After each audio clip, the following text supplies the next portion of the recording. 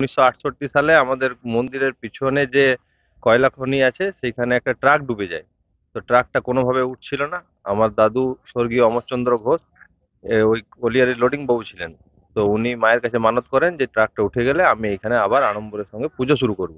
তো তারপরে ট্রাকটা উঠে যায় এবং ওঠার পরে কয়েক বছর পর দাদুকে মা স্বপ্নাদেশ দেন যে এখানে আমার পুজো করা হোক। তারপর থেকে দাদু এইখানে মায়ের নাম রাখেন খাদানকালী, এবং তখন থেকে 1968 সাল থেকেই পুজো চলে আসছে আজ পর্যন্ত। আমার নাম অমিত ঘোষ। মায়ের প্রতি শনিবার মঙ্গলবার মায়ের বিশেষ পুজো অর্চনা করা হয় এবং সেখানে যাগযজ্ঞ মায়ের সাথে হয়, ঝুড়ি ভোগও করা হয় এবং বলিদানও হয়। এবং প্রতি অমাবস্যা অমাবস্যায় মায়ের খিচুড়ি ভোগ, মায়ের জুড়ি ভোগ করা হয়। তো মায়ের একটা বিশেষত্ব এখানে আছে, কেউ যদি মায়ের কোনো মনোবাসনা পূর্ণ মানত করেন, 1 মাসের মধ্যে মা তার মনোবাসনা পূরণ করে।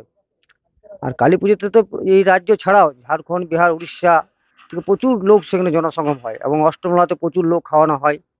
এই হচ্ছে মায়ের বিশেষত্ব। আপনার নাম? আমার নাম অভিজিৎ চক্রবর্তী।